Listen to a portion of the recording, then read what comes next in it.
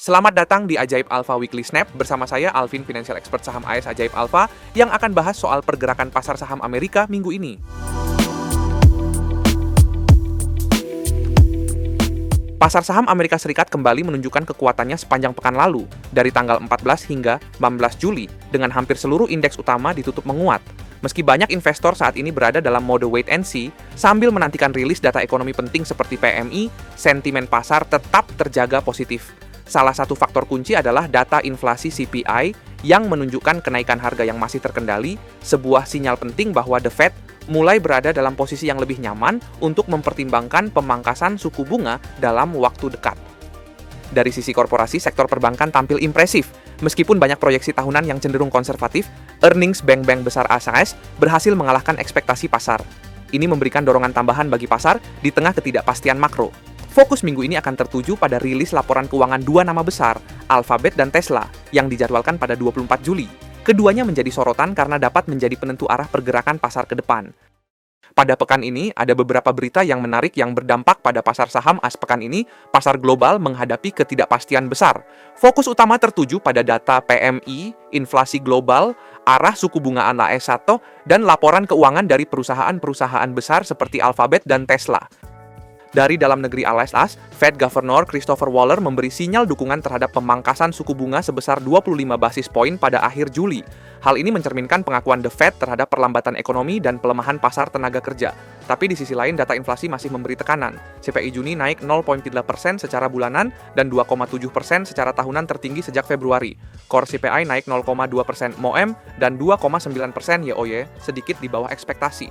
Artinya, tekanan inflasi masih ada, tapi mungkin belum cukup kuat untuk mendorong pemangkasan dalam waktu dekat. Sejumlah analis memproyeksikan The Fed baru akan memangkas suku bunga paling cepat September. Dari sisi politik, beredar kabar bahwa Presiden Donald Trump sempat berdiskusi dengan anggota Partai Republik tentang kemungkinan memecat Ketua The Fed Jerome Powell. Meski Trump kemudian menyebut itu sangat tidak mungkin, pasar sempat bereaksi negatif indeks saham dan dolar AS melemah sebelum akhirnya pulih. Dari Eropa, European Central Bank diperkirakan akan menahan suku bunga. Tapi tekanan dari potensi tarif tambahan dari AS terhadap produk Eropa bisa menjadi faktor yang memengaruhi arah kebijakan moneter ke depan. Sementara dari Asia, Cina mencatatkan pertumbuhan GDP kuartal kedua sebesar 5,2% YoY, sedikit di atas ekspektasi. Lonjakan produksi industri jadi pendorong utama, naik 6,8%. Tapi konsumsi masih lesu, penjualan retail hanya naik 4,8% dan sektor properti turun tajam 11,2%. Secara keseluruhan, ekonomi Cina masih menunjukkan ketahanan, tapi tekanan dari krisis properti dan tarif AS bisa bikin pertumbuhan semester 2 turun ke kisaran 4,5% atau bahkan 4,0%. Stimulus tambahan mungkin akan diperlukan. Sekarang kita akan membahas berita emiten yang menarik belakangan ini. Laporan keuangan kuartal kedua dari sejumlah raksasa Wall Street mulai menggambarkan kekuatan pasar keuangan Amerika.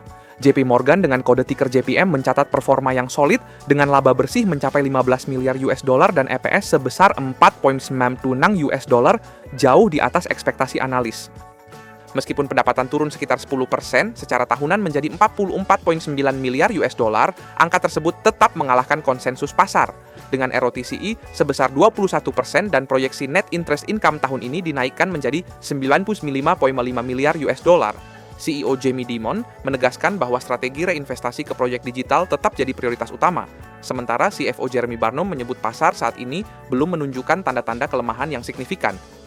Sejumlah raksasa keuangan dan teknologi baru saja merilis laporan keuangannya dan hasilnya campur aduk, meski banyak yang di atas ekspektasi. Wells Fargo mencetak laba bersih 5,49 miliar US dollar, naik 12% dibanding tahun lalu. Ini didorong oleh penurunan cadangan kerugian kredit dan kenaikan pendapatan non-bunga, terutama dari investment banking. Tapi, saham WFC justru turun lebih dari 5% di prapasar. Penyebabnya, proyeksi pendapatan bunga bersih diturunkan menjadi sekitar 47,7 miliar US dollar untuk tahun ini, dan ini memicu kekhawatiran investor. Sementara itu, Morgan Stanley tampil impresif. Pendapatan tembus 17,7 miliar US dollar, jauh di atas estimasi. EPS naik ke 2,60 US dollar. Lonjakan terbesar datang dari segmen trading saham yang naik 45% YoY. Segmen institutional securities dan wealth management juga tumbuh, menunjukkan kekuatan diversifikasi bisnis Morgan Stanley. Dari sektor teknologi, ASML catatkan pesanan baru senilai 5,54 miliar euro dan penjualan naik 23%. Permintaan tinggi datang dari Nvidia, TSMC, dan Tiongkok. Tapi peringatan soal potensi stagnasi pendapatan di 2026 bikin saham ASML anjlok 8%, karena ini bisa jadi tahun pertama tanpa pertumbuhan sejak 2012. PepsiCo juga mencetak hasil kuat, EPS 2,12 US dollar dan pendapatan 22,73 miliar US dollar, dua-duanya mengalahkan ekspektasi. Meski penjualan di Amerika Utara melemah, pertumbuhan internasional dan pelemahan dolar bantu jaga performa. Perusahaan juga efisien, tutup 2 pabrik, dan ekspansi produk sehat. Saham PepsiCo langsung naik 7%. Earnings kali ini menunjukkan sektor keuangan dan konsumsi di AS masih solid, tapi jelas investor sekarang bukan cuma lihat hasil, tapi juga arah, guidance ke depan jadi kunci reaksi pasar. Nah, itu dia rangkuman lengkap tentang pergerakan saham-saham besar dan dinamika pasar global dalam beberapa hari terakhir. Di tengah perubahan kebijakan, data ekonomi yang fluktuatif, dan berita-berita korporasi yang datang silih berganti, satu hal tetap berlaku, pasar akan terus bergerak. Sebagai investor, peran kita adalah tetap tenang, berpikir jernih, dan selalu mengandalkan data. Ingat, volatilitas bukan musibah, tapi justru kesempatan selama kita punya strategi yang jelas dan mindset yang siap menghadapi segala kondisi. Jadi pastikan kamu selalu update, terus asah analisa, dan ambil keputusan investasi bukan karena hiruk-pikuk, tapi karena pertimbangan yang matang. Sampai jumpa di update selanjutnya. Jangan lupa like, tinggalkan komentar kalau ada insight menarik, dan subscribe supaya kamu selalu jadi yang pertama dapat info terbaru dari dunia pasar keuangan. Ajaib semua bisa.